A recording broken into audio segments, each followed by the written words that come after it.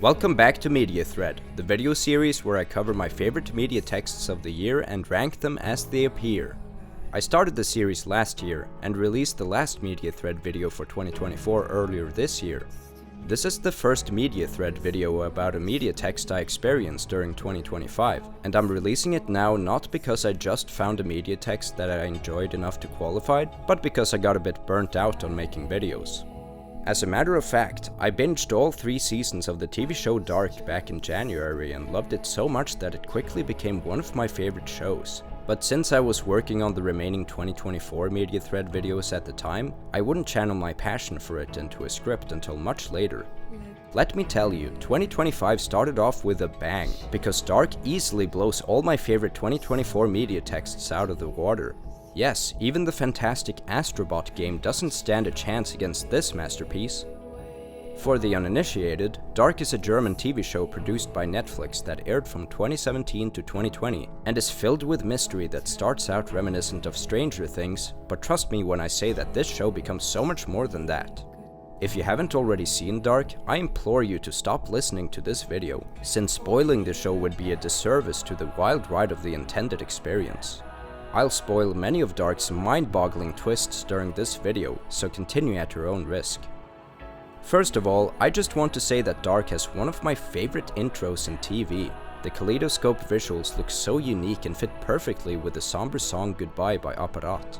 I recognize that this is the same song that's used in an iconic scene from Breaking Bad Season 4 finale, making it even better. I wish Dark had also used this song in a scene at some point, and I think it would have fit perfectly in the series finale scene where the time loop is broken and the paradox characters cease to exist.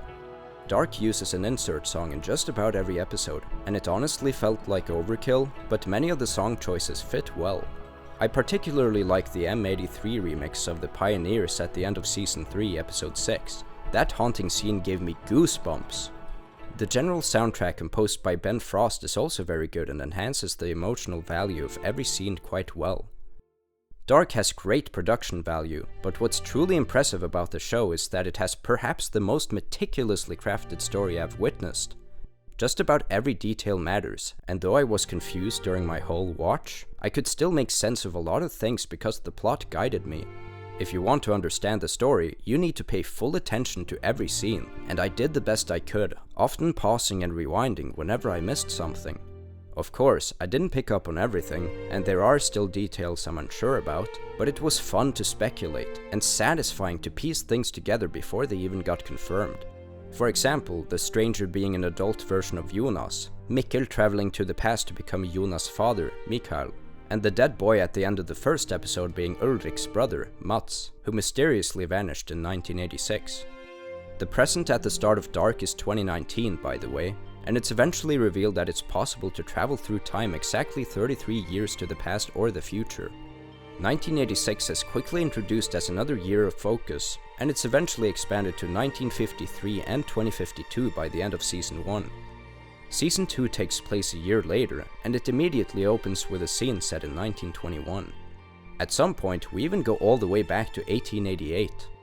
It's insane how well the show's creators managed to juggle so many different time periods without making the story too hard to follow.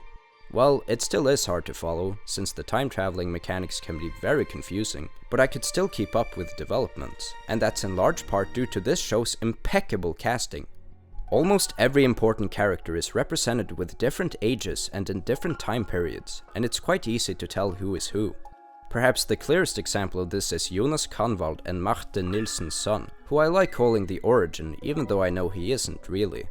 This guy cooperates with himself from 3 different ages in order to preserve the time loop, for example by creating Dark's convoluted family tree and assassinating loose ends. Every scene he's in is both terrifying and absolutely hilarious. I love the way they mimic each other. They all have the same scar above their lip, and to be fair, both the adult version and the oldest version are related, so it's no wonder his casting works so well. Still, pretty much every other character is amazingly casted in all of their versions, even if the actors don't have any relation. Take Ulrik for example. I wasn't even sure if his oldest version was a different guy at first, but he is.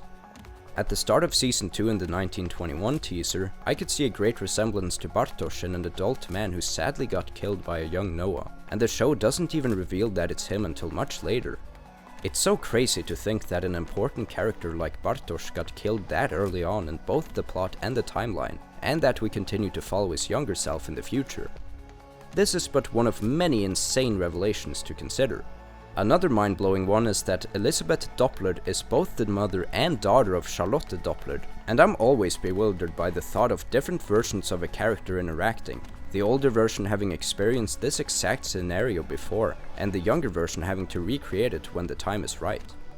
It's such a depressing loop, especially considering the amount of heartbreak the show has, and it really hit me just how sad it is halfway through the show when the disfigured Jonas sent his younger self back in time to set his own father's suicide in motion.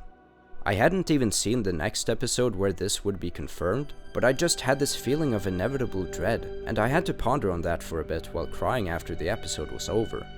On that note, I think the following episode, Season 2 Episode 6, An Endless Cycle, ended up as my favorite, in spite of how tragic it is, but that's what makes it so powerful. Season 2 is my favorite season of Dark in general. I enjoyed Season 1 quite a lot, but I wasn't in love with the show yet, until Season 2 decided to drop nothing but bangers, the season finale being another highlight. It's seriously one of my favorite seasons of television ever, and while I wouldn't say the final season was underwhelming, I didn't vibe with it initially. The show was already quite confusing as it was, so for it to add an alternative dimension didn't really help matters. I was confused by the Season 3 opener mirroring the very first episode of the show, while still having differences that made this parallel dimension appear unsatisfyingly asymmetrical. I eventually understood why it was like this, and Season 3 would continue with a streak of terrific episodes, but the premiere did sour my overall enjoyment of the season. That said, Season 3 isn't far behind Season 2, and the way everything wrapped up in the end was incredibly satisfying.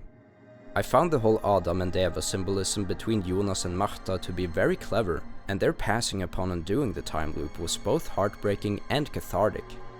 Claudia Tiedemann was the MVP of the story, discovering a way to break the hellish cycle after having relived it countless times. And it was interesting to discover that the origin of the loop was not a result of Jonas and Marta connecting their realities by having sex, but by scientist T.G. Townhouse creating those alternative realities when he tried to save his dead family by inventing time travel.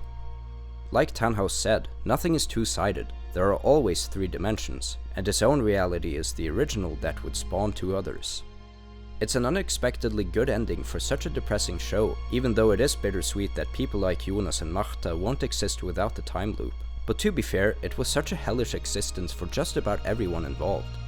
The only bad thing about this good ending is that Hannah still exists. She's seriously the worst. Well written though, which is this show and its characters in a nutshell. There are a lot of fucked up people here, and there's so much cheating, but everyone is still layered and interesting. I will say though, this story feels more plot-driven than character-driven, as it sometimes feels like characters make certain decisions only because the plot demands it, and not necessarily because it makes sense for them to make those decisions.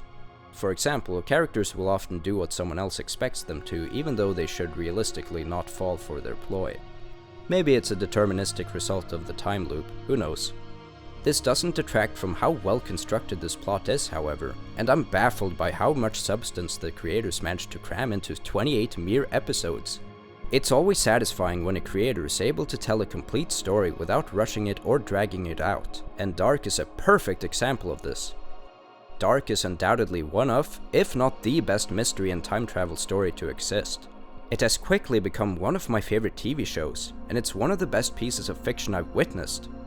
So far, this is the only media text of this Media Thread 2025 video series, but I doubt anything else will be able to top it this year. I'm Arcadon, and hopefully, you'll see me next time!